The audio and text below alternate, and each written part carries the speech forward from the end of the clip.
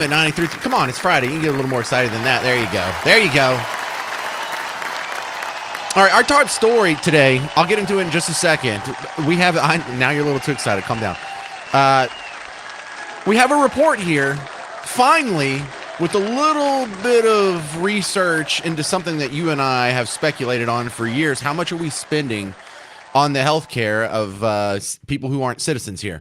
Illegal immigrants on top of that. And so we have the first report because we just passed the law in the last session that included the fact that they would even gather this information. Before that, we didn't know how much illegals were costing us. We could guess, we could do some research projects in there, but we actually have a checkbox on the form now. Are you an illegal immigrant?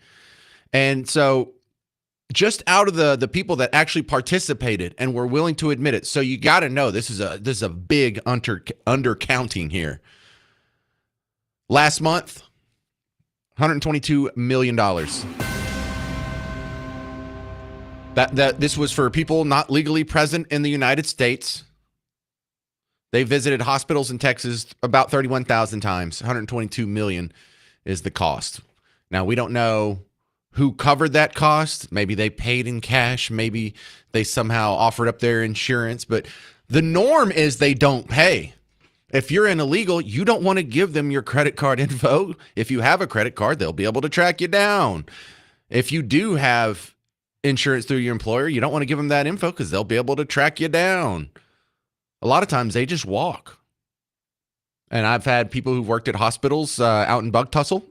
Yes, we have hospitals out there. They do still have a hitching post, but we have hospitals, leeches and stuff. But they said another thing that they noticed is sometimes people who would come in and they looked Hispanic, but they didn't even have an accent. They seemed like they were very Americanized, but they would say they were illegal just so they could skip the bill. They've, seen other people do it. Maybe even family members do it. So in the most extreme undercounting scenario possible, because I was playing you this time last year, doctors on the show saying, we're not going to comply with that. We're going to give people the care they need, and we're not going to violate their rights. And this is a violation of HIPAA laws. And blah, blah, blah. We don't believe in that. Woke. So there's a bunch of doctors out there who didn't count their patients. So this is just the ones we know of, $122 million. We'll get to that in just a second. I want to start, though, because I got some feedback from shows in the previously this week. And I do not mind if you pitch me ideas. In fact, I love it. Hey, you should have so-and-so on your show. Or, hey, did you see this article? And even if I've seen it 10 times, I'm just thrilled. I'm flattered that you care enough to even bother to send. Or when you saw that, you thought of me. That's pretty cool. That makes me feel kind of special that you think about me at all. But I had one that kind of ticked me off. So now we have to have a chat here. Someone sent me a guest idea. This dude would be perfect on your guest because upcoming is National Salad Day. I was like, no. And you thought of me? You thought of me on National Salad Day. Is it National Make Fun of Salad Day? Because I need to work on my branding here. I need to be getting, if it's National Bacon Day, you can send me a guest idea. National Brisket Day. Hell, National Dr. Pepper. National Salad Day, though? I don't know why that ticked me off, but I feel like in Office Space, the whole Case of the Mondays thing, this is what I felt like. Let me ask you something. When you come in on Monday and you're not feeling real well, does anyone ever say to you, sounds like someone has a case of the Mondays? No. No, man. No, man. I believe you get your ass kicked saying something like that, man. Huh. All right, so just keep that in mind. I was insulted. I don't know why I took that so hard. Usually I don't get that emotionally invested in it, but don't send me tips for National Salad Day. All right, now back to our top story. Because at the same time, we had the report on the hospitals costing you, the taxpayer, just in one state here. This is just in Texas, $122 million. We had another spectacle that was happening on the floor of the Texas House of Representatives.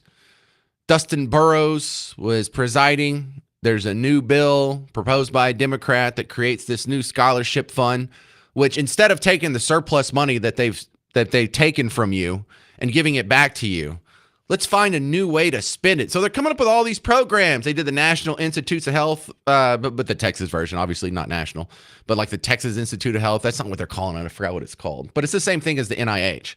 They created that. They created a few other new agencies, and now they're just going to give away your money instead of giving it back to you. Here's what we're going to do: we're going to come up with a new scholarship program, and we're going to give it out to students that we want to, because the guy that proposed the bill, it's House Bill 2249, proposed by State Rep Diego Bernal. He's a Democrat from San Diego. This is the Texas Teacher Recruitment Scholarship Program. Offers up to $40,000 to individuals pursuing teacher certification. But Mike Alcott from Aledo, he's a Republican here in the WBAP listening area. Hey, Mike. I know he's probably in Austin. But he says, hey, there's nothing in this bill that requires the recipients to be citizens. So I'm proposing an amendment requiring the scholarship recipients to be U.S. citizens. Well, the Democrats didn't like it, but also Dustin Burrows sided with the Democrats to kill that amendment. Dustin Burrows. Good Lord. Can we get rid of this guy? I have the list. I had to send it to about 24 people since yesterday's show. I have the list of rhinos. I have the list of people, the 36 Republicans who you sent down to Austin, and they sided with the Democrats, and they got this Dustin Burrows guy in as speaker, and then they're siding with him on all these other votes. The budget, the creation of these dumb agencies, this terrible scholarship program. So it got shot down, and the citizenship amendment wasn't the only one Burrows killed. Two more conservative amendments were tried to throw on this bill. One of them was protecting student teachers from vaccine mandates. That one got struck down. Dustin Burrows sided with the Democrats on that one.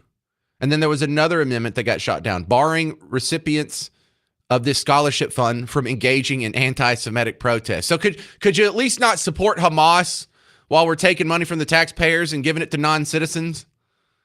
No, not even that. So the Democrats in Austin and their rhino friends, so this is a bipartisan screwing of you, the taxpayer of Texas, are sending a bill to the Senate tomorrow. Or I guess that might be today because this was written tomorrow.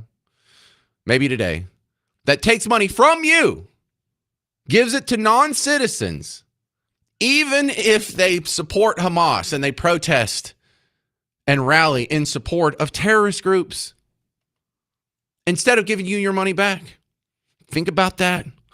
Next time you make your mortgage payment and you see that big escrow with all the taxes and insurance on there, think about that. That's what you're paying for. Some of that's going to these guys. Some of that's going to these hospitals.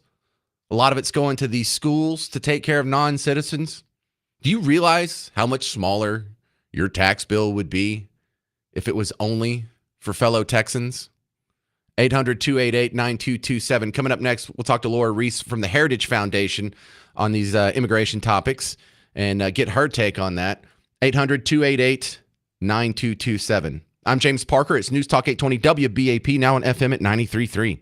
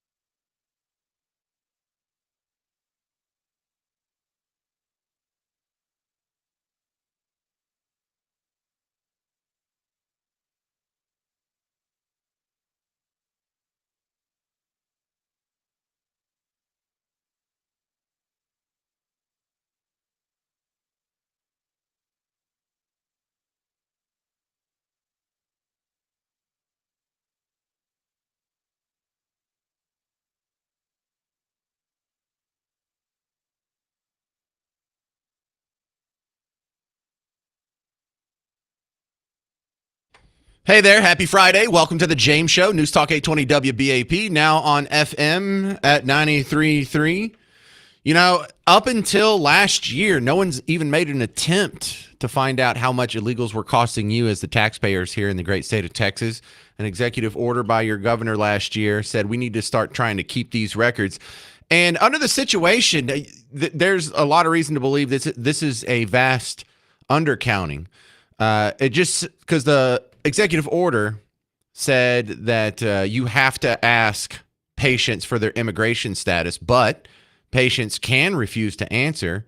And under federal law, the hospital still has to take care of them regardless of their status. We have doctors that have made TikTok videos and thrown them online saying, we're not going to comply with this. We're going to tell them that they can skip this. They still left it on the form, but said you don't have to fill out that top part. And so even with the expected undercounting, last month cost you $122 million. Laura Reese is on with the Heritage Foundation. And Laura, I knew it'd be a big number. Am I right to think that this is an undercounting, though? Yes, you are right, because people are going to be afraid to report it, or as you say, deliberately not ask the question. It's a form of don't ask, don't tell, because they don't want people to be turned away. They don't want immigration to be enforced. And so therefore, if the data is not very well known or accessible, then it is harder to justify trying to deport or enforce our immigration laws in their minds. Okay, so we don't know how these costs were charged off. We don't know specifically how much was put on the backs of the taxpayers versus if someone paid cash, or maybe they might have had insurance somehow. Are we ever going to get that number on how much it actually cost us? I mean, it's unlikely, but I know that hospital staff complain about the number of uninsured and, other patients having to cover their costs to subsidize it. So I think people can be pretty confident that it's not insurance that has been paying for at least this population to a large extent of that number. But I mean, just think about the number: 121 million in 1 month. That's over 1.4 billion over a year. And that is just one type of service in just one state. That doesn't even account for the cost of education and detention and housing, et cetera. So it's been, so many billions of dollars for each of these states and large localities, particularly during the Biden administration. And that's why Americans are so fed up with what that administration did and continues to support mass deportations. So when did we start doing this? This doesn't sound like something our grandparents would have put up with. Right. I mean, largely it was the illegal numbers really started to increase in the 70s and has just been on a glide path ever since. And then hitting every historic number in the books of every type the past 4 years. Why? Because people look the other way. People try to justify it and say, well, they're coming for a better life, or they've been here a long time. I mean, if you think about it, it's rather perverse. You acquiesce for years and years. You accommodate for decades. That is why we had the number that was always quoted pre-Biden was 11 million illegal aliens here. He added another at least 11 million. And it's because people just acquiesced to illegal border crossings, to people working without authorization, to people staying here longer illegally and then using that as a defense. Well, you can't remove me because I've been here so long. But more eyes are starting to open with all these criminal aliens and gang members that the left are trying to defend, let alone bring back into the U.S. And a lot of Americans are like, this is absurd. Now you want due process? So, they're exposing it, which is a good thing. But in the meantime, we're paying a lot of money for all these people who aren't supposed to be here. And more data is good in that regard because then it can drive to policy to prevent illegal immigration, both in the states but nationwide also. Well, that's also one of the eye-rolling aspects of people complaining about the Doge cuts. You know, they're cutting all this funding for research and, you know, curing dementia or cancer or whatever. It's like, you're not interested in research. You don't even know how much we're spending on illegals until, what, last August is when the governor's executive order came out. Y'all never thought to look into that my entire life, how much illegal immigrants cost us through the hospital system? Oh, yeah, you guys are real concerned about research. No, they're not concerned about research or preventing or cutting waste, fraud, and abuse. They have clearly benefited from slush funds galore, and that's what Doge is exposing. And it's fantastic. We need Doge to continue to do that. I think each state needs a Doge, and so Americans can get more of their own money back into their pocketbooks. Love it. Well, Laura Reese, I've always said that if we cut off all these social services, if we stop giving them free health care and free education and this new scholarship program that they're just pushing through in Austin and all these other goodies, a lot of these people would self-deport. They wouldn't have, if they came here in the first place. That's right. You got to take away or prevent the 5 things that illegal aliens want. You prevent the entry, you prevent them staying here longer, you prevent them working here, sending money home and having our kids or bringing family here, and you're going to drastically cut illegal immigration. And in this aspect, what we're talking about is preventing the staying here longer desire that they have. If you stop facilitating the illegal residence, the illegal stay, then yes, they're going to go someplace else. Laura Reese, Heritage Foundation, thank you very much. Thank you so much. All right, coming up, I'm going to ask you, shouldn't we just cut all this off? Shouldn't we cut off free hospital care? And I'm not saying a sick person shows up and you just kick them in the gutter and let them die. No, we'll give you health care, but we're also going to send you the bill, and we'll call ICE to deport you and send you home too. And so I think, how many of these people would self-deport? Half of them, if they weren't getting free school anymore, they weren't getting free health care anymore, they were actually getting the bill for the services that you're paying for. How great wouldn't that fix? I would guess half. If you just took out all the goodies, half. 800-288-9227. 800-288-9227. I'm James Parker. It's News Talk 820 WBAP, now on FM at 93.3.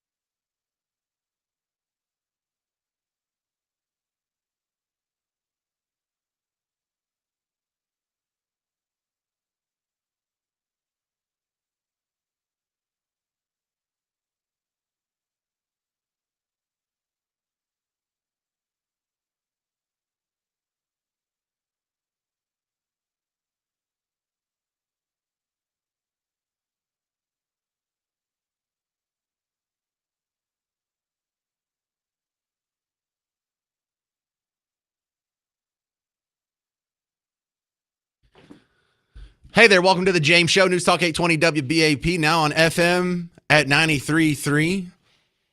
Are you okay with taking away social services from all illegal immigrants? 800-288-9227. I think after seeing this report that 121.8 million of your tax dollars were possibly spent at hospitals by illegals. We don't know if, they voluntarily paid for it when they didn't have to. I'm not sure why they would, but let's just go ahead and assume. You add that in with all the money that's going to educate them, with all the kids there. How many ESL programs? What was it? There was like a teacher in Fort Worth who called in and said 40% of the students at his school are in ESL. How much does that cost the taxpayers? But if we got rid of these services, if we stop making it so easy and comfortable and by comparison to where they come from, luxurious to be here, how many of these people would stay? Wouldn't that deter some illegal immigration if they knew if they went to the hospital, they'd at least get a bill, if not deported? If they couldn't just stick their kids in school for absolutely free at your expense? Would as many people come here? Of course not. Would as many people stay? Of course not. Would they even bring their family? Probably not. So I think that this should serve as a wake-up call to all the people who are saying, well, I don't know how much they cost us. Well, now we know, at least in the hospital front. There's been no intellectual curiosity for the government to figure this out, of all the things they keep records on and study. They've got money to study shrimp on a treadmill, but not how much illegals were costing the taxpayers at hospitals. There was no count of how many illegals are in our federal prison system and in most state prison systems.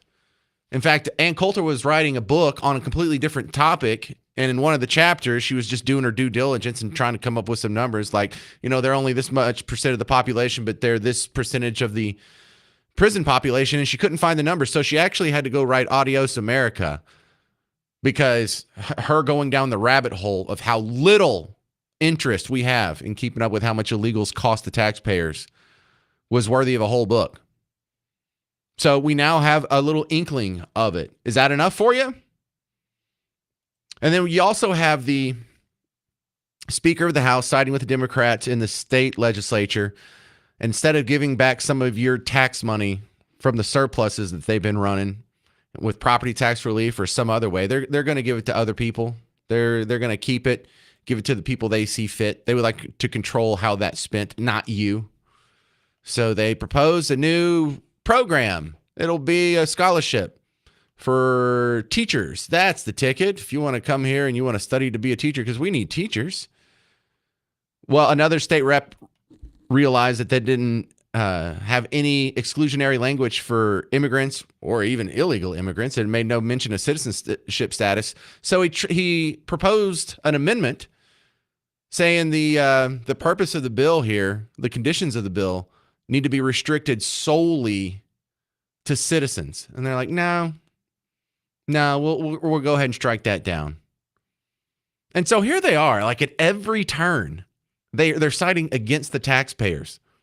Hey, if illegals come and go to our hospital, we're required to treat them because we're not monsters. Shouldn't they get the bill? There's a lot of politicians out there and a good chunk of voters who say, no, that should be on the taxpayers. We'll just cover it, whatever it costs. Well, what about their school? Oh, yeah, you can cover that too. Well, what about the scholarships? Yeah, you can cover that too. And then you go so far as to now we have the 2 judges that have gotten arrested this week. And these are comically bad cases. You've heard some of that in the top of the hour news update here. The other one is this guy that's in Las Cruces, which is sort of the El Paso metropolitan area, but it is across the border just north in New Mexico. This guy, a judge and his wife, had a 23-year-old illegal alien from Venezuela, which federal investigators believe is affiliated with Tren de Aragua. He was living in their guest house. And I don't mean he was crashing for the night. Like, he's been there for months. The Dallas Express was showing him in Christmas photos. And so he finally got taken away not too long ago. And then they circled back and got the judge and his wife, put him in cuffs. This other one, this lady in Wisconsin This is one of the not believable sound bites that you're going to hear today. Pam Bondi was explaining it on Fox News. This doesn't even sound real. This is indistinguishable from satire, this judge. This guy was in court being prosecuted by a state prosecutor for domestic violence battery. He had beat up two people, a guy and a girl, hit the guy 30 times, knocked him to the ground, choked him, beat up a woman so badly they both had to go to the hospital. And John, you know, it's so rare for victims to want to cooperate. They wanted to cooperate. They were sitting in the courtroom with the state prosecutor. The judge learns that ICE was outside to get the guy because he had been deported in 2013, came back in our country, commits these crimes, charged with committing these crimes, victims in court. Judge finds out. She goes out in the hallway, screams at the immigration officers. She's furious, visibly shaken, upset, sends them off to talk to the chief judge. She comes back in the courtroom. You're not going to believe this. Takes the defendant and the defense attorney back in her chambers, takes them out a private exit and tells them to leave. While a state prosecutor and victims of domestic violence are sitting in the courtroom. Wow. So they can't stop citing against you. They just can't help themselves. They'll take your money and spend it on these people. They'll keep them from going to jail. If they do get deported, they'll go down to El Salvador and beg to have them back. So this is what the Make America Great Again. This is why this resonates so much. This America First idea. Because clearly some people do not have America First as part of their philosophical underpinning. But how long are we going to put up with this? How many of you agree with me? No more free school. No more free health care. No more Social Security. Some of them get on Social Security checks. No more disability. Definitely no more food stamps or welfare of any kind. Pull the rug out from under these people until all of our citizens are taken care of. Then maybe we can have a conversation about how much freebies we're going to give people who are here illegally. 800-288-9227. 800-288-9227. I'm James Parker. It's News Talk 820 WBAP, now on FM at 93.3.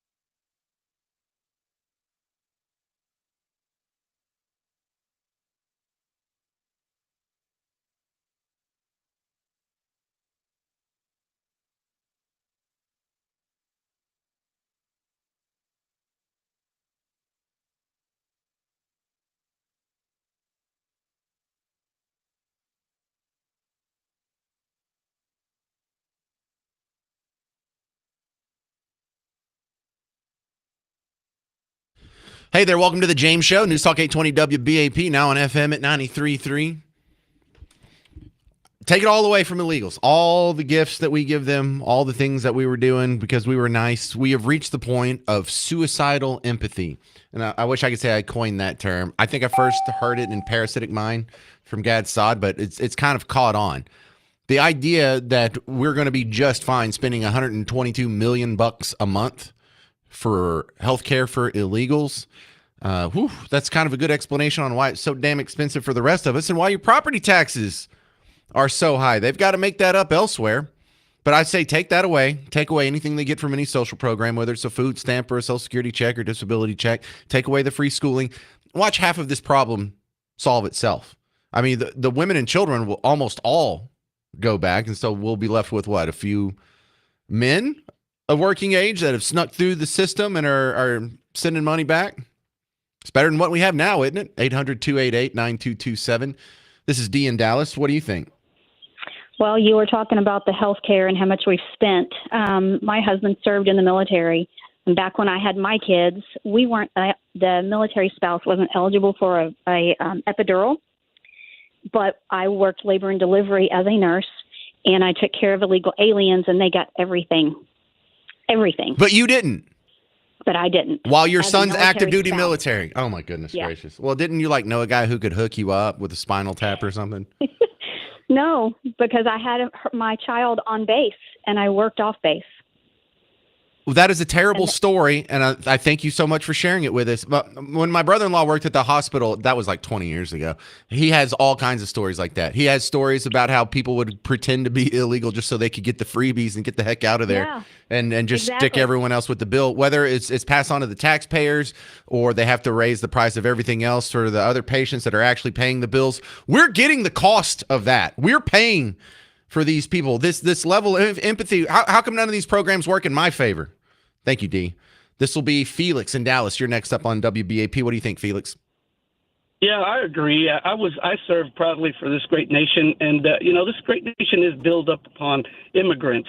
There is a legal form of fashion. My parents, my father, he came correctly, became a United States citizen. You know, he knows the structure. He understands. He served in the military in Mexico. He came out here. He did it the right way. He was back in the days, they were able to come in as with the permits and getting seasonal occupational work and job, and even the government up until recently gave them benefit to where they qualified per them doing their job legally, and then immigration where it's misconstrued illegally on purpose. Illegally is what's left out of the entire picture. Mm-hmm. No one's against immigrants. Just like I just Well, said, few people are, but most of the complaints that you hear from people like myself and on this platform, we consider them two completely different things. Consensual immigration versus illegal immigration makes all the difference in the world. It's like sex. Consensual sex, best thing in the world. Non-consensual sex, worst thing in the world. Well, there's always a right way and a wrong way, and everyone that chooses to do the wrong way and take advantage of it, it's for a convenience factor, and that right there is totally unacceptable. And accepting the fact that there's money being used for the incorrect is I know. But to your original point, Felix, yes, this country was made of immigrants. But I know when my immigrants came here from England, or I know specifically like the Irish side of my family came here in 1868. You know what he didn't have waiting on him? He didn't get free health care at hospitals. He didn't get a free school to send his kids to. There was no food stamps. There was no Social Security. There was no Section 8. There was no Medicare, Medicaid. There was none of that. He had to cover it all. And you know what? A big chunk of the people who came here originally went back. They thought it was going to be easy. They thought it was going to be some kind of cakewalk. And some of them got kicked in the teeth when it happened, and they decided not to stay. So now we're not even encouraging the least robust immigrants to leave. We're encouraging them to stay, the freeloaders. Nikki in Springtown, you're on WBAP. What do you think? Hi. Hi. My husband and I both work, and we both pay a lot of money in health insurance for 5 kids and our spouse. And it is ridiculous that we pay high premiums. And I had a child that had wasn't feeling well and ended up being an emergency. Went to the emergency room, looked at my card, and saw that the copay was $950. Good Lord. Well, being in a pinch, I have no idea what to do. So what do? Look at my card, look at what I've heard before that they say cash pay.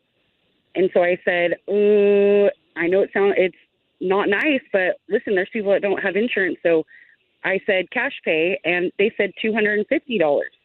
So how do we pay? My copay that I pay insurance every month is $950 copay, but illegals can come and get free medical and get their bills paid for, and I have to pay. Well, why don't you quit complaining, racist? Just pay up. Yeah, it's disgusting. Mm-hmm.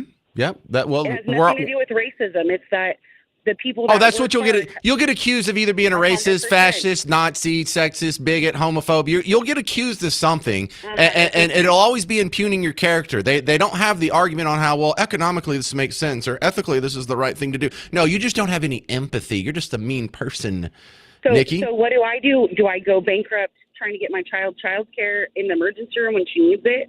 Or do I have to lie and say I am a cash pay when I do have insurance, but it's going to cost me my monthly payment, and then a deductible? It makes zero sense. No, but illegals can come and get it. hey, just tell them you're an illegal. Just don't. Just the only thing they lose is your medical history. If you don't have to give them your ID or whatever, just say no. I'm an illegal.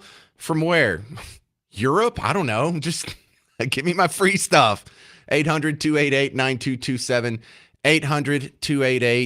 800-288-9227. It's kind of sobering finding out just how bad illegals are ripping you off through the healthcare system, isn't it? Through the education system, through all the other entitlements. It's a big kick in the teeth. How long are you going to take this? 800-288-9227. 800-288-9227. I'll remind you about the Rhino list coming up next on The James Show. News Talk 820 WBAP, now on FM at 93.3.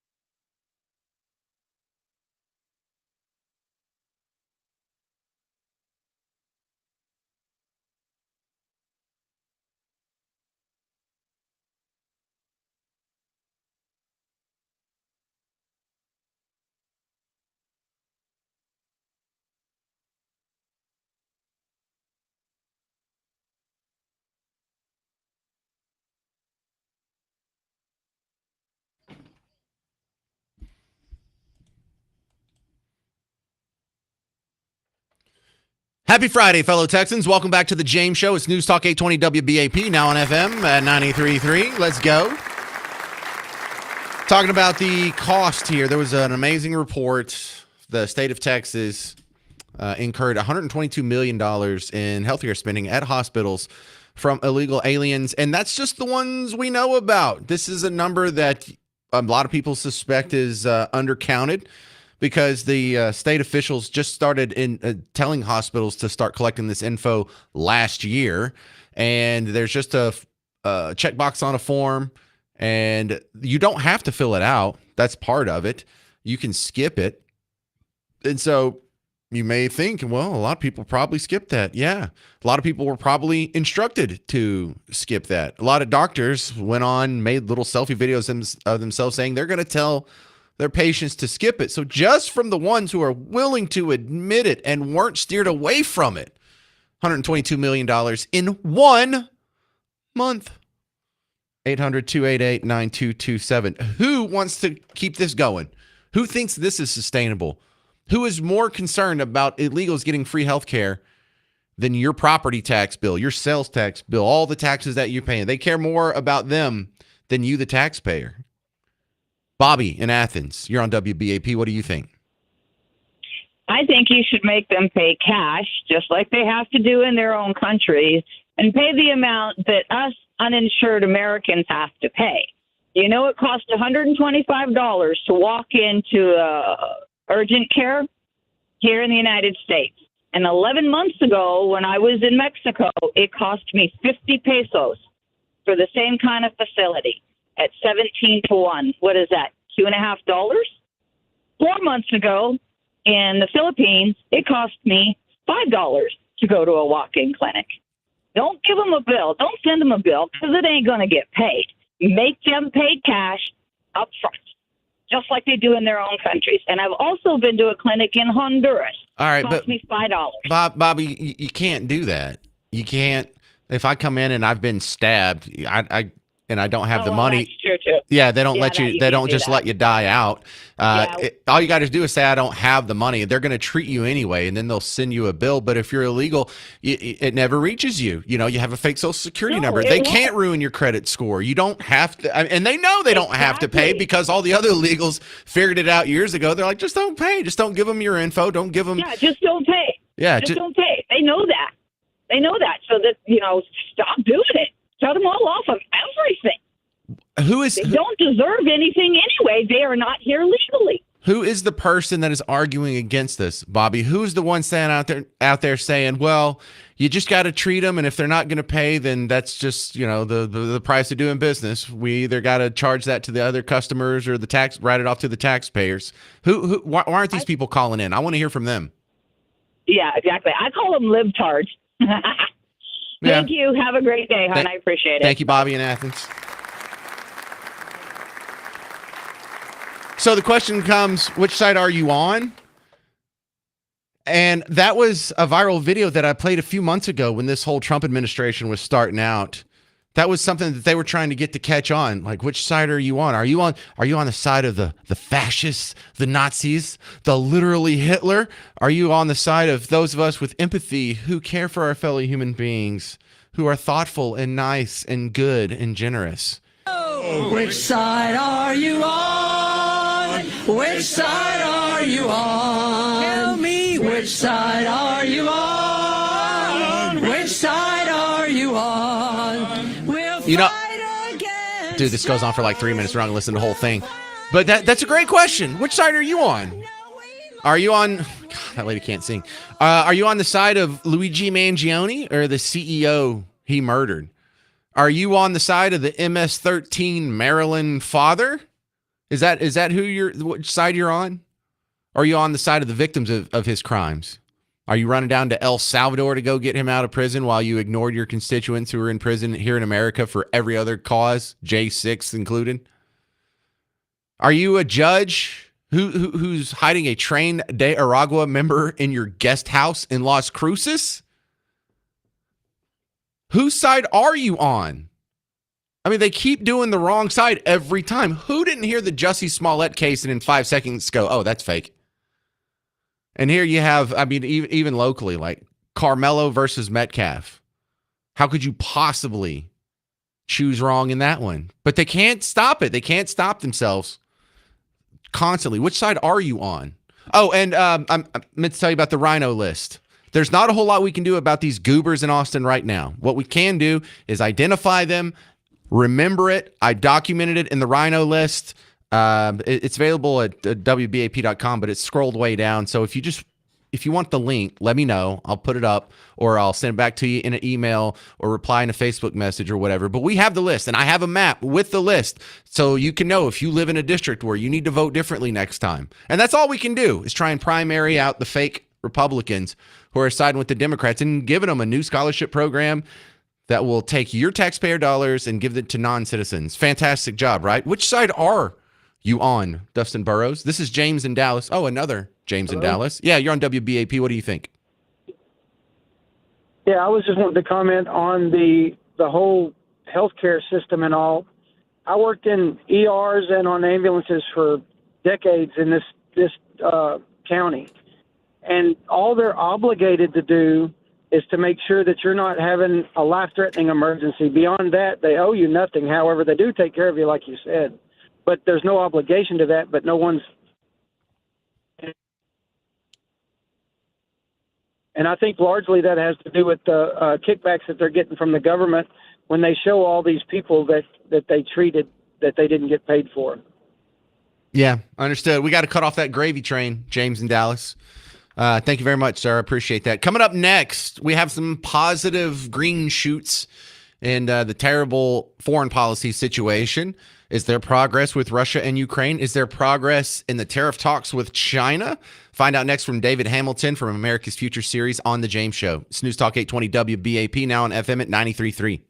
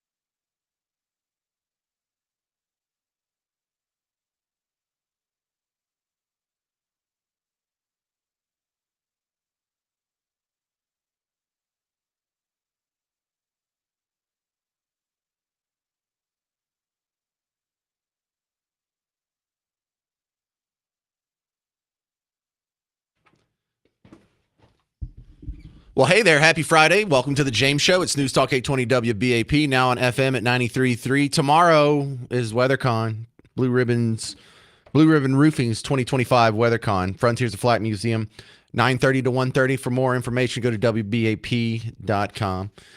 My next guest is going to take a look at what's going on outside of our borders, and I think we have probably a pretty good report coming up from David Hamilton, America's Future Series. I see a lot of reasons to be optimistic, but let's dig into some of these headlines, starting with China. Now, China's been saying publicly all week, we're not negotiating anything on these tariffs, but Trump keeps saying, no, we're having talks. I talked to Xi recently. I don't want to, give you the exact time and date, but I've talked to him several times here recently, and they've quietly lifted some of their tariffs, like on our semiconductors and on our aviation parts. So while publicly speaking, the headlines aren't that good, I think behind the headlines, there's some stuff to be optimistic about.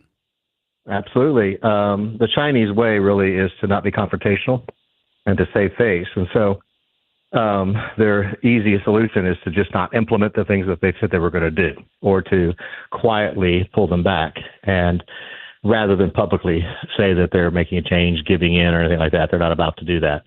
So they'll just change policy, and they won't announce it, and they can let the world think what the world wants to think about it. Well, I wanted to ask you about they had bought some planes and they ordered some Boeings, but if there's 145% tax on them, this $60 million plane now costs like, I don't know, $150 million. I forgot what the actual numbers are. But if they turn around our planes and send them back, who else are they going to get planes from? Airbus? I mean, there's not like a whole burgeoning market of people offering commercial airliners.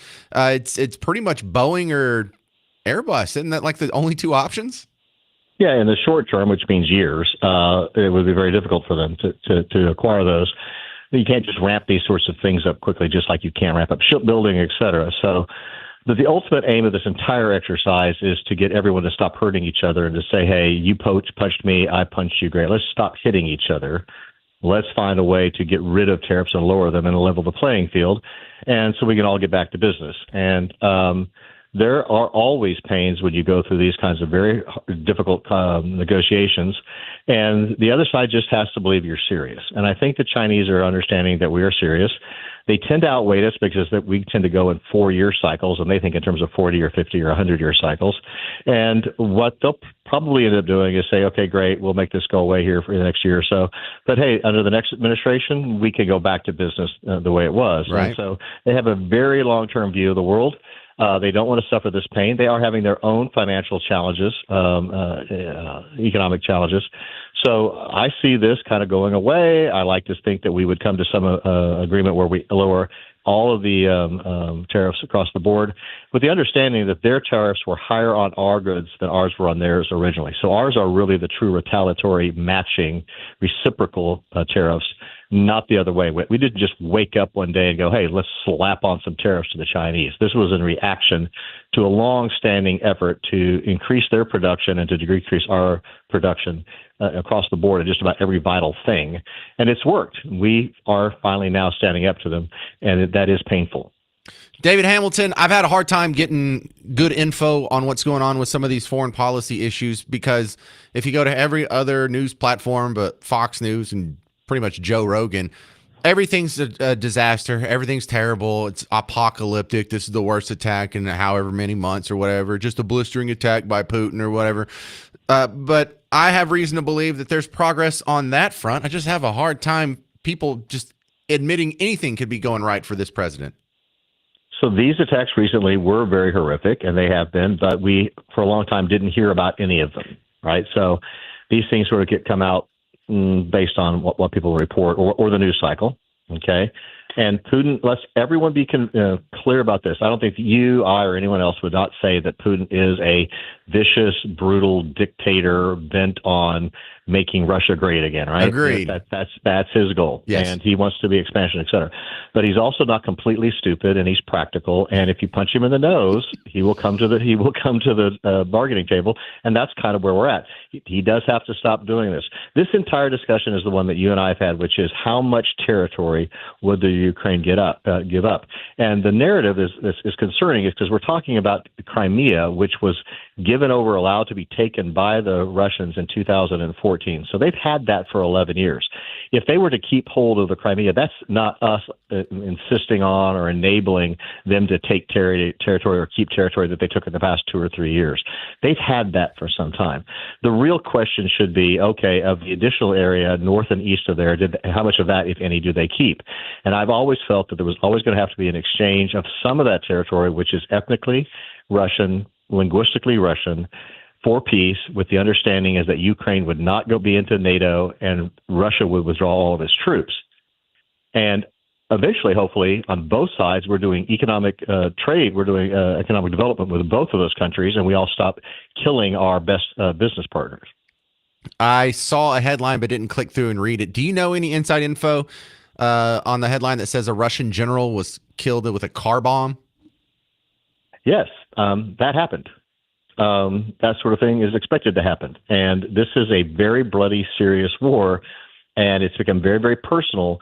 And this was my frustration. I was on your show many, many times last year, and there didn't seem to be a discussion much about trying to at least have a conversation. There seemed to be only one solution, which was continue to fight until the bitter end, or possibly when we started using nuclear weapons. So, good Lord, yeah. This amplifies just how vicious and personal this is. You cannot blame Zelensky for not wanting to give up 1 hectare of territory and for wanting to see Putin and the Russians punished. You can't blame them for that. But at the end of the day, our job is to get a deal done and to stop the fighting and to save Ukraine from completely being obliterated. All right, now I'm going to go Google what a hectare is. Thank you very much, David Hamilton, America's Future Series. Don't y'all have an event coming up in like 2 weeks? Yep. America's Future Series is now working to create a program with the University of North Texas, the National Security and Economic Strategy Center, which is being developed. We're having a great event. It's by invitation only, but it's a great event, and we're going to have more events throughout the year. All right. Thank you very much. David Hamilton, America's Future Series. You can find him online. Find out more about that event that's coming up in a couple weeks. Thank you, David. All right. Coming up next, we're going to step in and have a look at the Fighting Oligarchy Tour. AOC and Bernie Sanders are taking private jets to major American cities to warn you about oligarchs. Do you have to take a private jet to go complain about oligarchs? You don't see like the inherited. Oh, you're going to enjoy the sound bites coming up next on The James Show. News Talk 820 WBAP, now on FM at 93.3.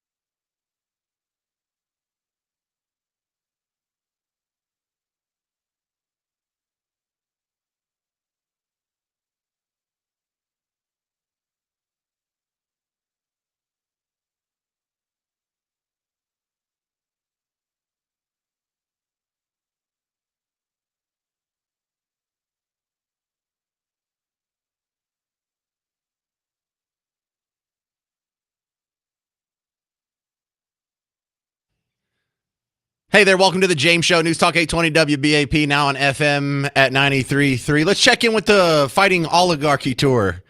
I find this absolutely just precious that Senator Sanders and your next Democrat presidential candidate, AOC, Alexandria Ocasio-Cortez, have been going from town to town in private jets, warning you about a rich elite that want to control every aspect of your life.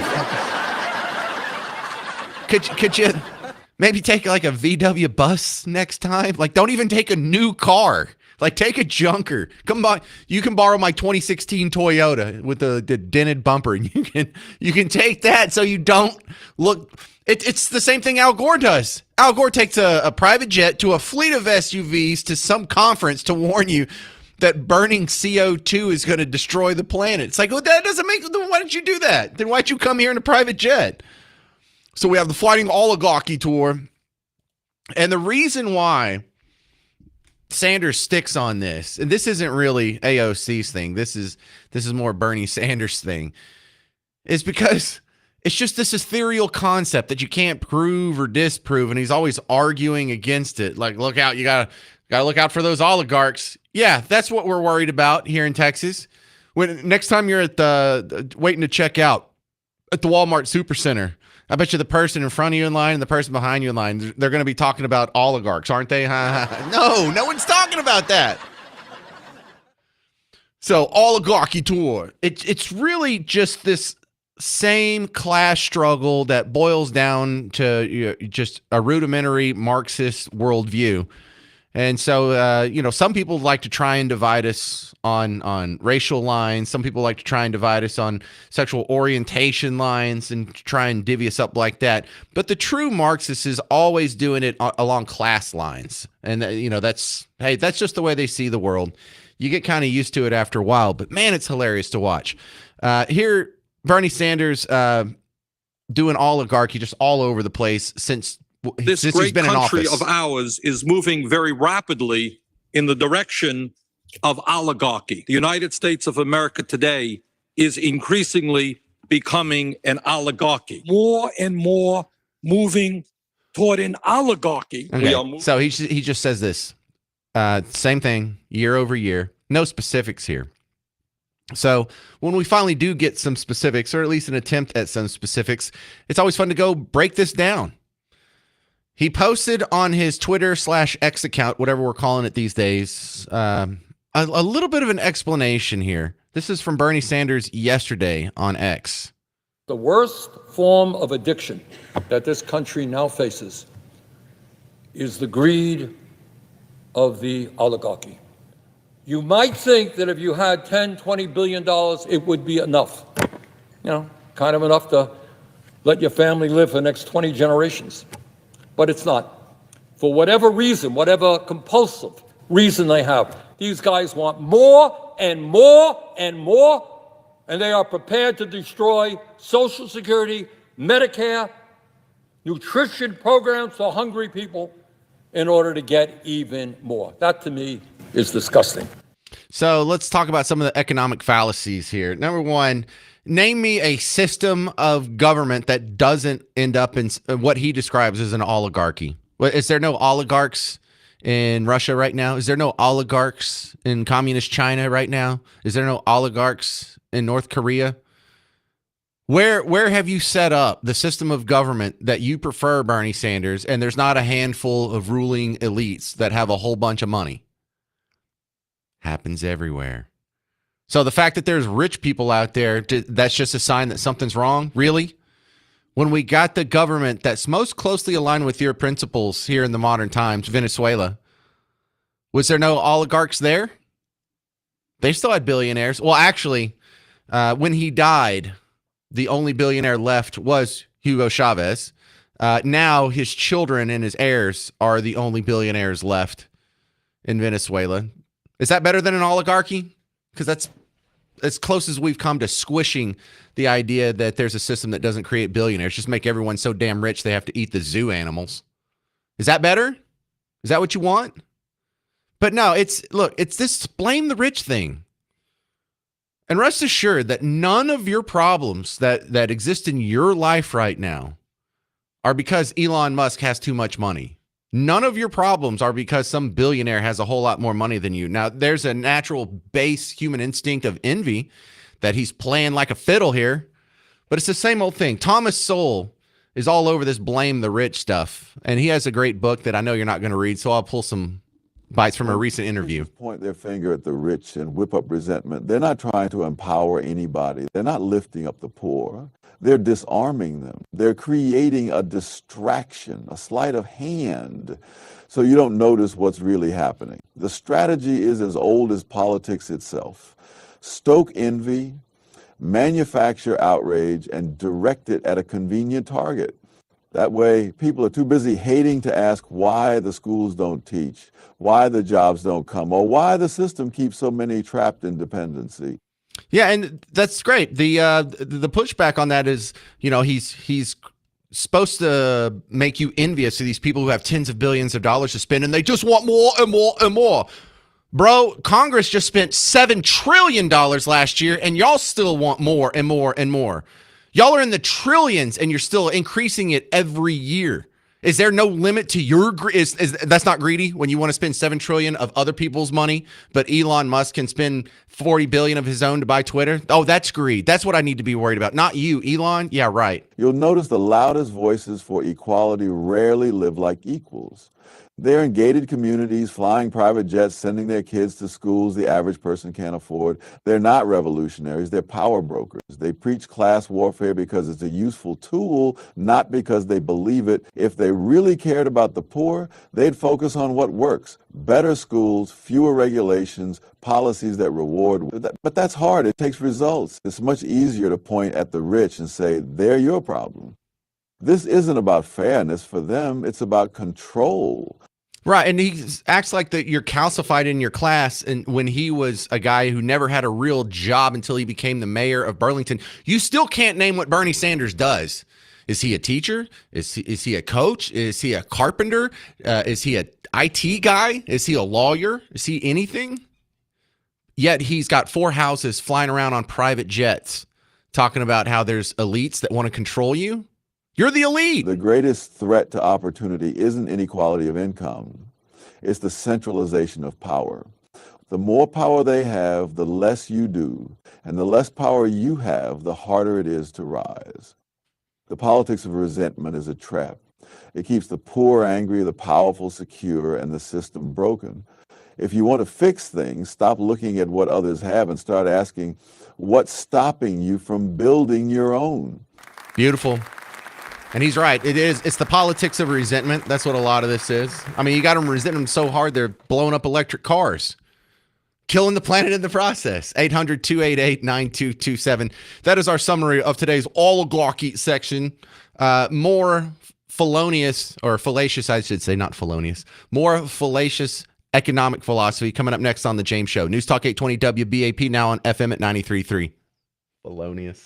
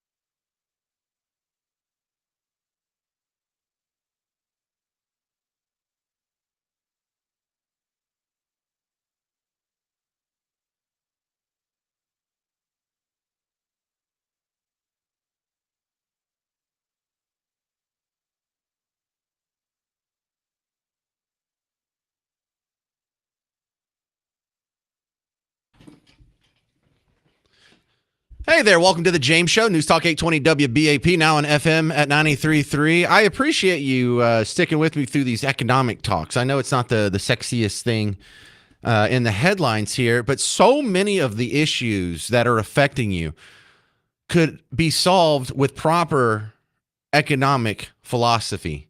When you talk about property taxes, when you talk about the schools, when you talk about healthcare, even when you talk about immigration, there's giant things that could be done if just we would get our economic house in order. If we all understood it, agreed on the correct version of economics, that would be my version. Thank you very much.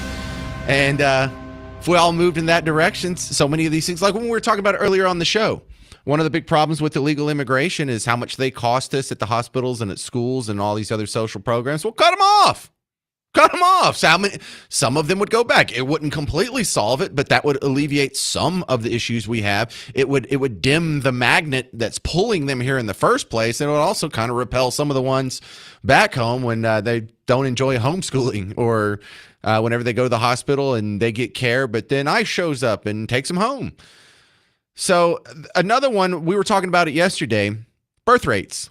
There's an economic angle to almost everything. Like even with abortion, like if you wanted to reduce abortions, couldn't we just raise a whole bunch of money? And when the girls go to the abortion clinic, say, hey, instead of aborting this baby, if you carry it to full term, we'll give you $1 million. Wouldn't that be a great economic solution to abortion? Christians, step up, make the fund. If you don't want them having it so bad, you don't have to restrict them. You don't have to pass a law. You don't have to ban it. But put the economic incentive. Economics incentives would be brilliant in so many of these other situations. Now, back to the birth rate thing. I heard a terrible idea. Jessica Tarloff, I think this was on the 5. This was on Fox News. But her birth rate solutions, it sounds like she learned economics from Bernie Sanders. They just say things that they think sound like it helps. They think it sounds good. But it's based in nothing. It has no economic underpinning. They're just throwing out a wish list. And if the Republicans want to encourage people to have more children, you need paid sick leave. You need paid family leave. I understand the concerns about universal pre-K, but it's a net benefit to have that. The child tax credit, again, that'll be coming up. I think it's in the American Family Act that's coming up. Make sure that you pass those things. Yeah, see these other things that I was already wanting anyway. If we do that, then it'll result in higher birth rates. Really, maternity leave. What was the other thing? Like paid vacation or sick leave? And if the Republicans want to encourage people to have more children, you need paid sick leave. You need paid family leave. Yeah, paid sick leave. I understand the concerns about universal paid family leave. I got it. Okay, so the United States isn't doing the worst in the birth rate race here. There are countries who are below 2 kids per woman, and that means their populations are on the decline. Some of them are way down, like 1.2, 1.4, South Korea, Hungary. And, this isn't a white thing. This isn't a race thing. This is happening across different developed countries, all on the other side of the planet, pretty much. But in these places that have even lower birth rates than we do, like take a Hungary or take a France or take a UK, they're all below us. But they have these things that she's talking about. They have paid family leave. They have paid maternity leave. They have paid sick leave. Did it make their birth rate go up? Do they have higher or lower birth rates than we do? They have everything you just asked for, saying that this would result in higher birth rates. But all the countries that do that have lower birth rates than us. And most of the countries that have a higher birth rate than us don't do that. So what are you talking about? You have in fact, all the evidence is lined up against you. And just look at how confident, she puts on her big old glasses and she's wearing a pantsuit. So she looks all serious and she's talking in the kind of those serious academic kind of NPR tones, like, excuse me, you silly right-wing weirdos. Here's how you fix birth rates. You do all these social programs that I like. No, it obviously doesn't work. We see the countries that do it. They're doing worse than we are in that category. Like Bernie Sanders was like, we got an oligarchy. We're headed toward an oligarchy. Based on what? What are you talking about? Why don't you give me the evidence of where your plans have worked in the past? Jessica Tarloff, why don't you show me a country that has all those things and their birth rate skyrocketed. In fact, these countries that have all these benefits and paid maternity leave and paid time off and paid family leave and whatever the heck else, and universal health care and paid for daycare and whatnot, since they implemented those policies, did their birth rates go up or down? Well, the answer is down, but does Jessica Tarloff know that? Does anybody know that? Does anybody even question when stuff comes on TV? Like, when you heard Jussie Smollett, did you just go, oh, that's terrible? Or did you go, that's not believable? If you went, that's not believable, you're capable of critical thinking. If you believe the Jussie Smollett story for 5 seconds, you really need to be more skeptical of the people on TV. Because Jessica Tarloff is just as wrong in her economic approach to the birth rate as Jussie Smollett was wrong about being the noose, the bleach, the MAGA hat, the slurs. I mean, it's just not believable for 5 seconds, right? Well, they're no more correct about these economic issues, oligarchy or birth rate solutions or paid family leave. They're no more correct than Jussie Smollett was. 800-288-9227. Coming up next, a couple of judges are arrested. One for harboring an illegal immigrant and one for helping an illegal immigrant evade ICE. Hey, I thought this was a free country. Now, we'll ask an immigration attorney next how much trouble they're in. 800-288-9227. 800-288-9227. I'm James Parker. It's News Talk 820 WBAP, now on FM at 93.3.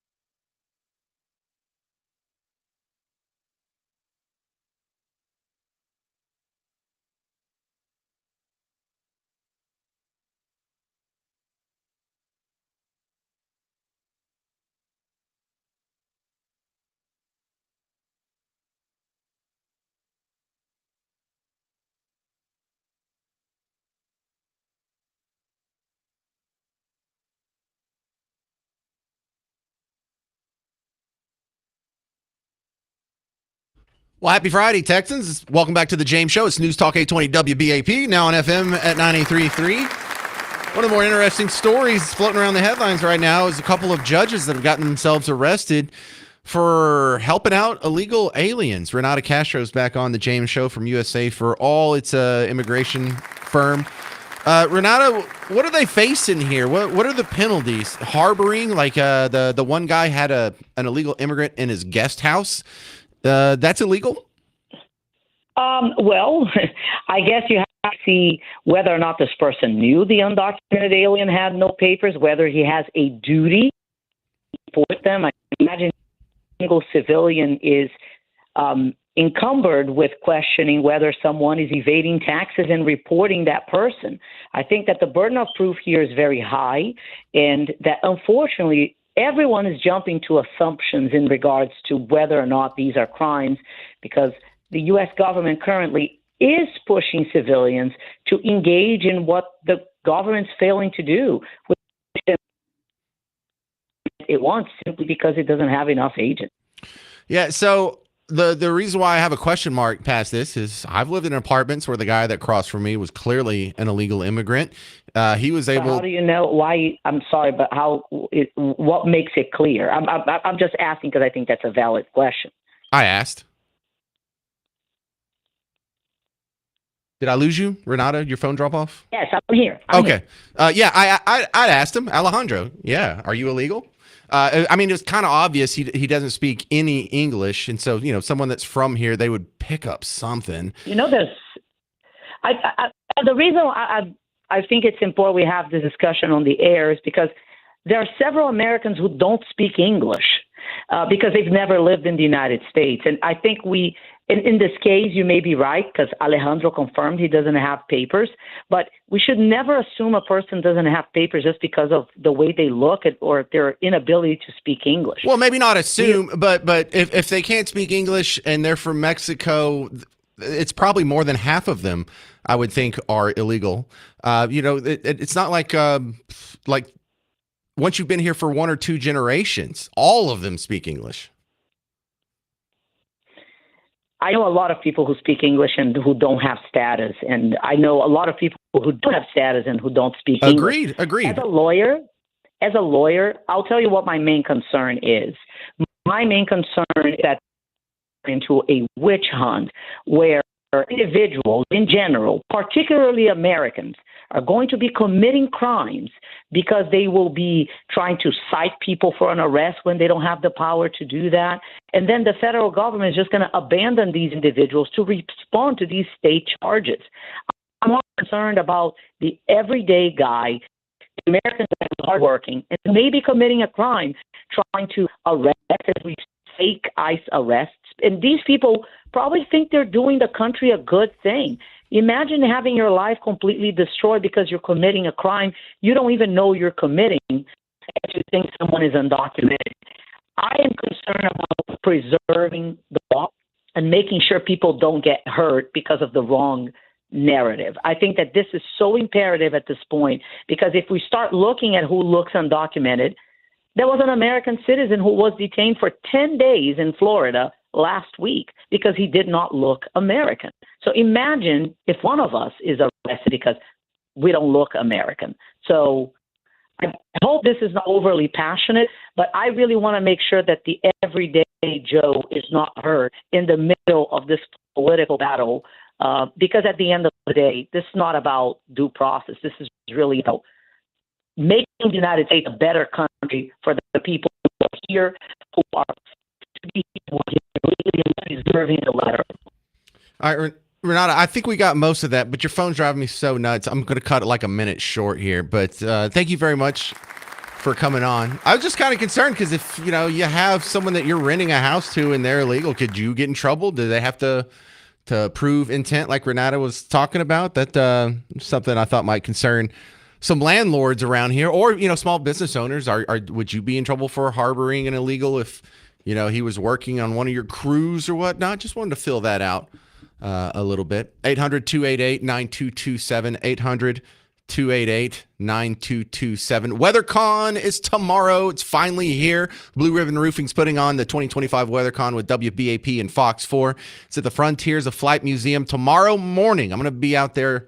I'm going to get there about 9. You don't have to get there before it opens. But when I got there last year, I got there right before it opened, and there was a pretty long line. So if you want to be first in line, maybe you have to get there a little before 9:30 like I'm going to. It lasts until 1:30, but you can meet me, and Casey Bartholomew will be there, and Hal J. And, of course, Brad Barton's going to be there. The chief meteorologist from Fox 4, Dan Henry's going to be there. And here's the best part.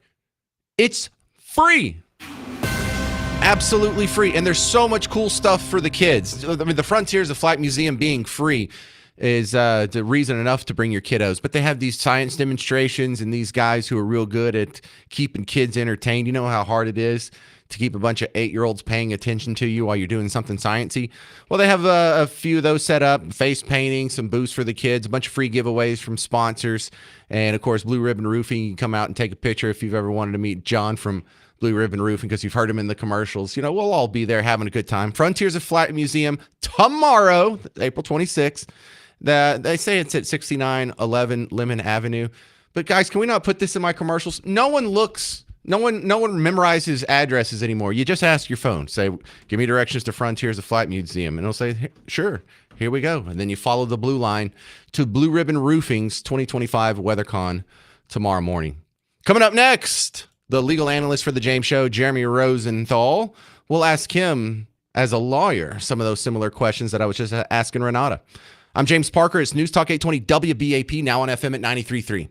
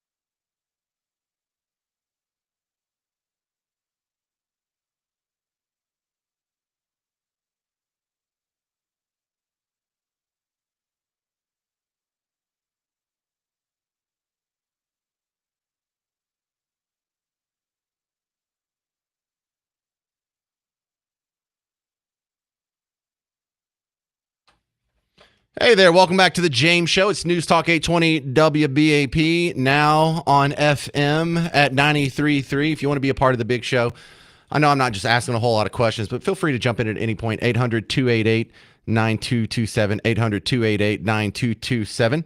Jeremy Rosenthal, the legal analyst on the James Show, joins us, and I have some questions about these judges that got themselves arrested. First off, the guy in Las Cruces, he got arrested for having an illegal immigrant stay in his guest house.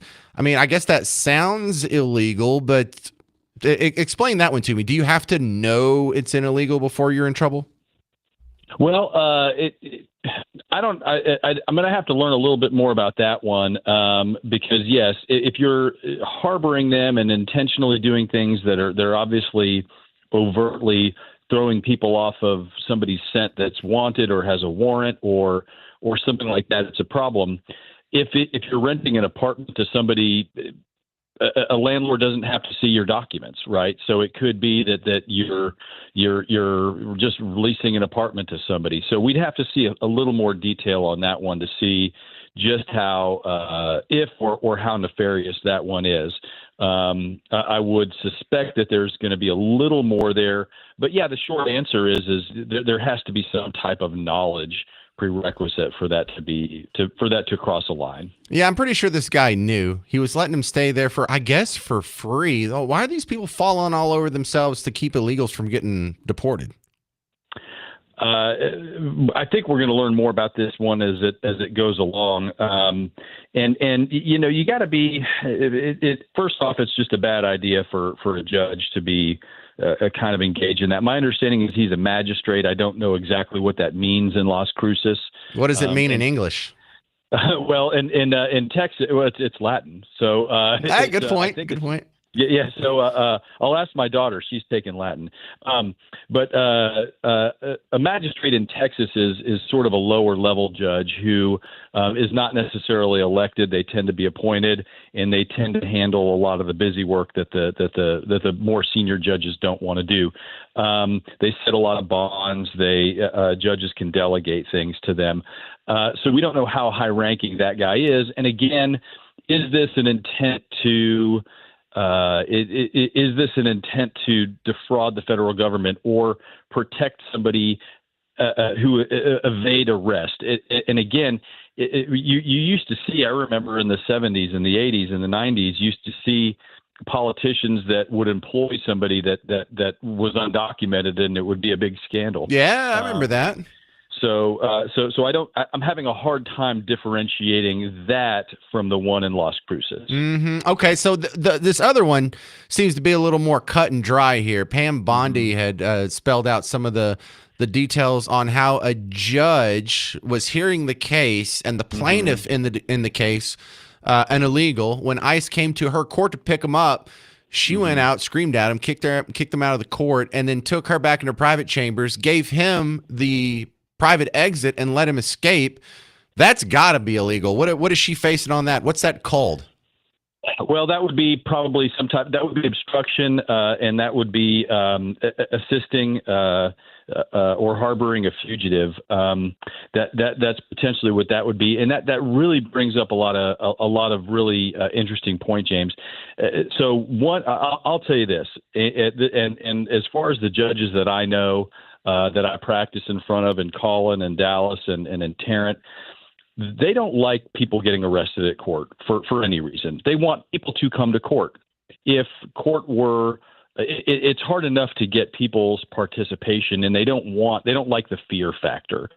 They don't like somebody being afraid and not coming to court because they're concerned about an arrest. So most judges and most magistrates will say, please not here. Please don't do this here. This is not what this is for. Now, federal agents have a long history, and ICE agents have a long history of picking up people who are undocumented at probation when they go to their probation officer, and they see that there. Now, when you are a federal officer, and this brings up an interesting point, in a courtroom in Texas, and I imagine in Minnesota or Wisconsin, excuse me, right. In that courtroom, the judge is the king. And the judge can direct people to be arrested. The judge can direct movement in that court. They can direct people to sit down, stand up, do all these things. And when you have a federal officer in there, what leverage or power do you have over those federal officers? I don't know the clear-cut answer to that. And if somebody who is an illegal alien is in her presence, who has the right and the illegal authority to direct that? That's a really hard question. And you would think that, well, you've got the supremacy clause. So you have arguments that no, it's the federal agents that can tell that can direct the traffic in there. But I'm not so certain about that. So yes, if she is harboring or trying to actively assist somebody evade arrest, that's a problem. I would be, if I'm her lawyers, I'm a lot more scared of this if she said something dishonest to the federal officers, if she lied, or if she tried to pull the wool over their eyes and say, go out that way. Instead of, you know what, officers, you're not actually going to do that. He's walking out of this courtroom. You want to go arrest him? Go do it in the parking lot. If it was something like that, that would be a lot more defensible. But I'll be very, very curious to get more details from this. All right, there he is, Jeremy Rosenthal. You can get him as your own lawyer, should you need one. TexasDefenseFirm.com. Thank you, sir. Have a great weekend. All right, there he is, Jeremy Rosenthal. All right, coming up next, we're going to play Name That Artist. We're not going to court. The gift card is to Rock and Brews Restaurant. They have American food, but it's up at the Colony and Grapevine. There's a couple of locations for Rock and Brews. So if you're interested in a $25 gift card and you're going to be in the Colony Grapevine area and you like food, beer, and or cocktails, you'll want to listen to this montage and see if you know all these artists. Ready, go.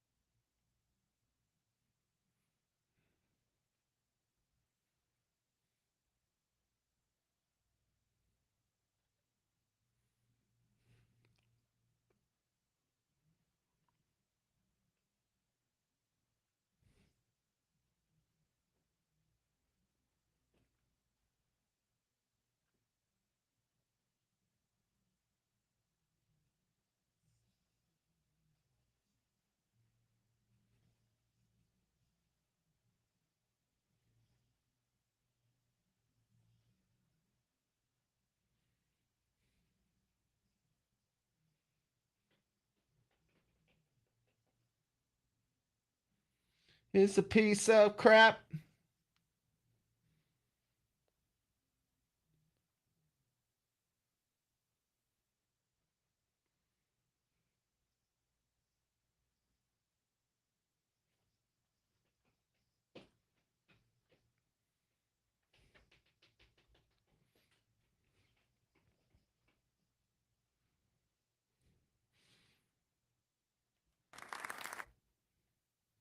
Oh, shut up. All right, so mostly 90s. I caught a couple of 2000s in there. If you think you know some of those artists, all those artists, or maybe you want to try and be lucky and be the guy at the end that gets in for free, call 800-288-9227. 800-288-9227. I'll play the montage again after the break, and you can write them all down next time. But go ahead and get on the phone. Call right now if you want to win the $25 gift card to Rock and Brews from Name That Artist. 800-288-9227. Name That Artist next on The James Show. It's News Talk 820 WBAP, now on FM at 93.3. Hey, homeowners, another round of bad weather. We've got some rain this week. We're going to get some more weather over the weekend. And if you suspect anything is wrong, it costs you nothing to get the free inspection from Blue Ribbon Roofing. James Parker here. Yeah, you heard that right. Free. If you're missing a shingle, if you hear some weird noises, if you just think that there's anything wrong with your roof, The smart thing to do is go to blueribbondfw.com, schedule a time for them to come out. It'll just take a little bit of your time. And if they find something wrong, good. You found it now before it exploded into something worse. If not, you set a great baseline. So in the future, if something ever does happen to your roof, you have this body of work here. You have some evidence to show the insurance company that this definitely came from this storm. Because when Blue Ribbon came out on whatever day they come out on in a week or so, then this is what it was when they came out. So obviously you're going to have to pay up for this. It's very helpful, not just for peace of mind, but for setting a baseline in case you do need a future insurance claim. But hopefully everything's okay. You just get a high five and we can move on. But to go to blueribbondfw.com, John, Tish, and Trevor, family-owned business, been around for 31 years here in North Texas, and they'll keep being here whenever you do need help with your roof. You're going to go to blueribbondfw.com. blueribbondfw.com.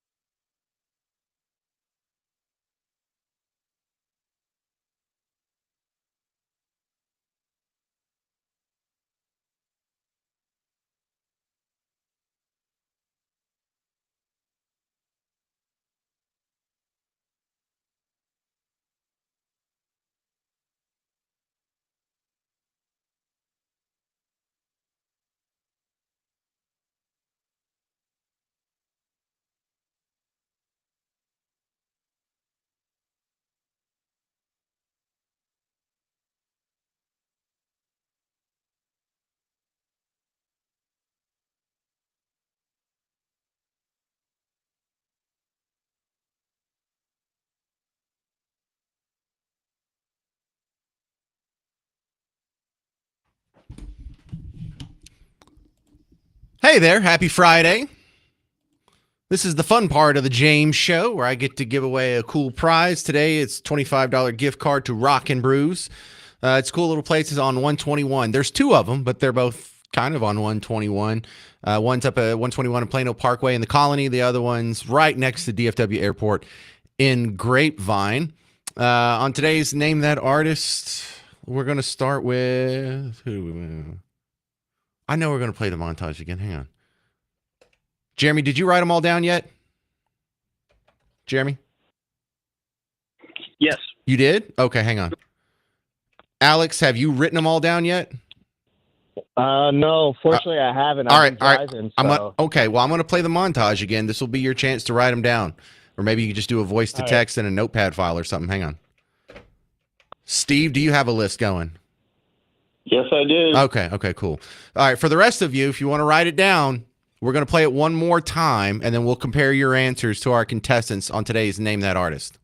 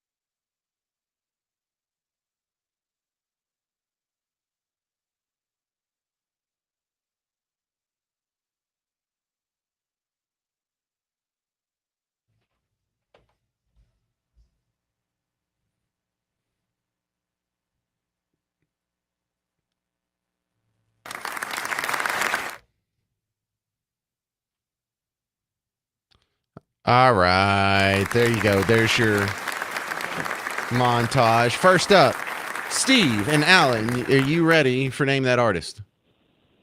Yes, I am. All right, let's hear it. Go. Offspring, Alice DJ, Elton John, Britney Spears, Cisco, Soundgarden, Foo Fighter, Weezer, Whoopsie, Goo Goo Dolls. All right, that was the fastest episode of Name That Artist ever. Our speedy friend from Alan, Steve, has just won a $25 gift card to Rock and Brews restaurant. It's called American Food with a unique twist. Hey, you got burgers? Do you have beer? I'm there. They make all their food from scratch using fresh, locally sourced ingredients and provide a wide selection of food, beer, and cocktails. Locations in the Colony and Grapevine. Thank you very much, Steve and Alan. Good job, by the way. Thank you. And I want to use Steve as an example. This is what we want on Name That Artist. I want to go to the first caller and he just rips off 10 of them in like 9 seconds. That's the ideal player. That's like hitting a grand slam in a baseball game. Very good. Good. Name That Artist doesn't always work out that well. So another round of applause for Steve and Al. Thank you for our other contestants. You did the work. You made a list. You sat on hold and you didn't even get a chance to make a guess. Kind of sad for you on that one. Maybe you would have done just as well. Someone passed around a montage that I thought was interesting. There's this new attempt of branding from Team Blue where they have Dark Woke. Now, Dark Woke sounds lame because Elon started Dark MAGA. Elon Musk showed up, and I guess he didn't want to wear the red hat, so he made his own that was black, and then the writing on it was in black, and he called himself Dark MAGA. You know, he has a funky accent. Well, there's some people who started calling themselves Dark Woke, and the only thing I can tell that's different from the rest of the woke is that they like to use a lot of cuss words, I guess. This is what kicking the out of fascism looks like. I think I can kick most of their I do that. Somebody slap me and wake me the up because I'm ready to get on with it. Total bull. Absolute bull. Beef is, once you get successful, don't be a greedy bastard and not pay your taxes. If you could speak directly to Elon Musk, what would you say? Off. Okay, there it is. We'll keep an eye on this new development of dark woke. I kind of like it. It's the woke people who just say a lot of cuss words. That's kind of adorable. Coming up next, we have the chief meteorologist for WBAP, the legendary Brad Barton's going to be on the show to tell you about what all is going on at WeatherCon tomorrow morning. So, Brad Barton next on the James Show. It's News Talk 820 WBAP, now on FM at 93.3.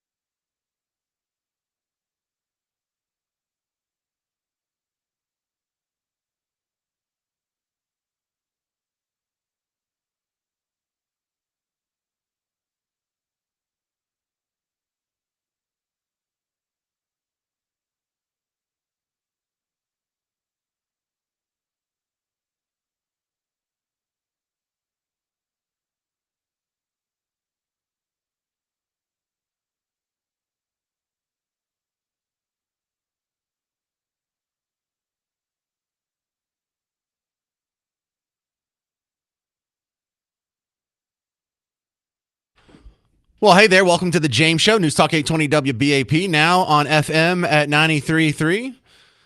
My last guest, my honored guest, WBAP Chief Meteorologist Brad Barton's back on the James Show because WeatherCon's tomorrow. Welcome back, Brad. So this is your chance to be the belle of the ball, the star of the show. How much do you look forward to WeatherCon? Is this like your Super Bowl?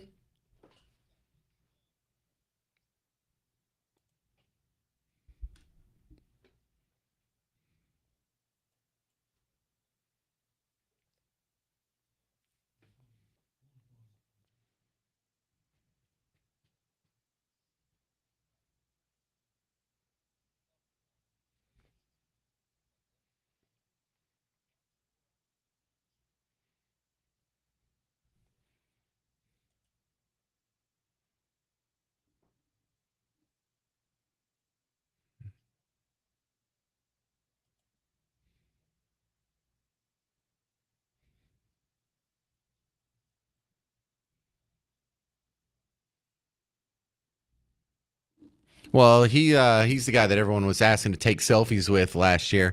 But what goes on in upstairs in the Frontiers of Flight Museum? There's a theater room, and y'all do presentations there. Now, I was having to work last year, being at the tables and rotating around and whatever, so I didn't get to see some of the presentations. What happens in that room?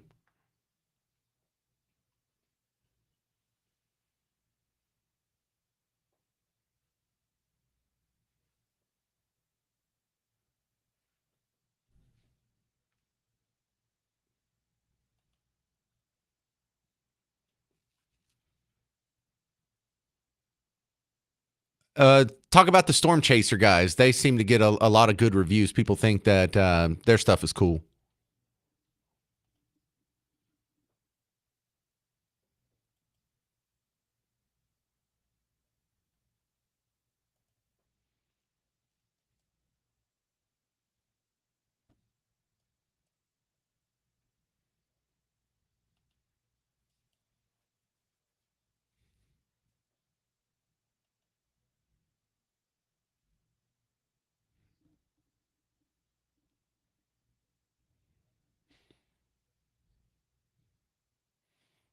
What's one question you get every single time?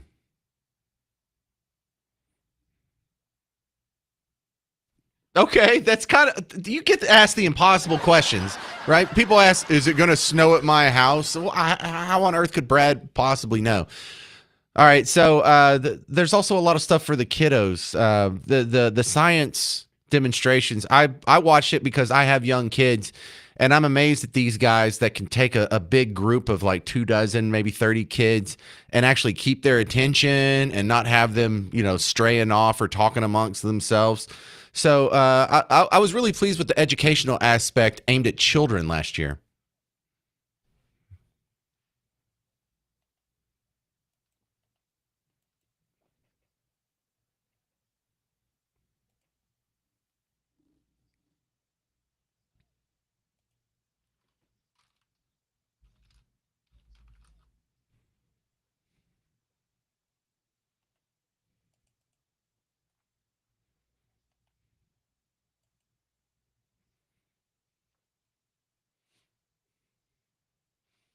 All right, so what if there's a junior high or high school kid that's listening to the backseat of their parents' car right now who's thinking about being a weatherman when they grow up? How would you steer them in the right direction, Brad Barton?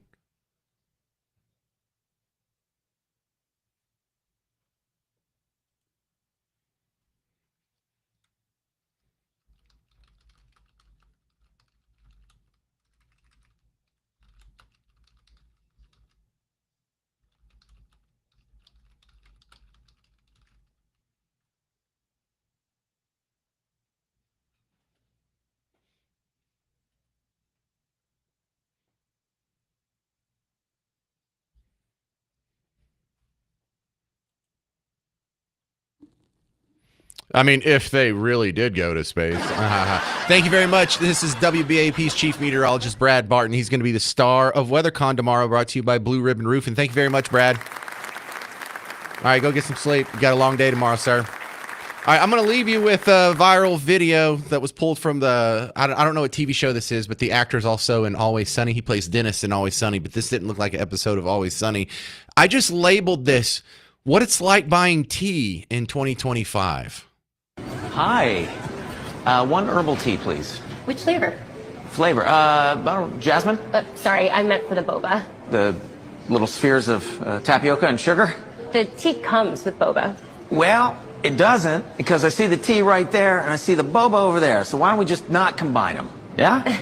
So I'll take the tea without the covert diabetes delivery mechanism, please. The system won't let me do that. Okay. Yeah, no, fine. One boba, please. We'll call it a mental health day treat. Self-care, right? Isn't that what people call it whenever they need an excuse to do whatever the they want? I don't know. Yeah, no, of course you don't. Of course you don't. One chewy sugar tea, please. All right. You can scan the code. Why? Because the code takes you to the app. That's 2 apps today. Yeah. Got apps for everything, Even though I'm already talking to the person that could just take my order right here, but I got to download an app, right? How about this? I have cash. You have tea. Why don't we just streamline things? We don't take cash, though. Yeah. How about cards? Take cards? Yes. Oh, great. But there is a $10 minimum. There's no minimum on the app, though. Sorry, it's it's not your fault. You didn't create the system. Oh, don't you just feel that in your bones? Every time someone asks me to download an app to order something when I'm standing in their store, I feel like the battle scene from Braveheart's about to start. I'm just going to pull out a broadsword. I'm going to start lopping off heads. I do not want to download your app. I want a burrito now. Damn it. All right. Just thought you would enjoy that mutual frustration that is ordering pretty much anything in Uptown Dallas in 2025. You go out to Bug Tussle, you're lucky if they take cards at all. They're still taking cash, or you could probably pay in bushels of corn or something. All right, that's going to do it for the James Show today. Stick around. Mark Levin's coming up next. Don't forget, I'll be at WeatherCon tomorrow. Come on out and say hi. Judge me based on my appearance. This has been the James Show. I'm James Parker, News Talk 820 WBAP, now on FM at 93.3.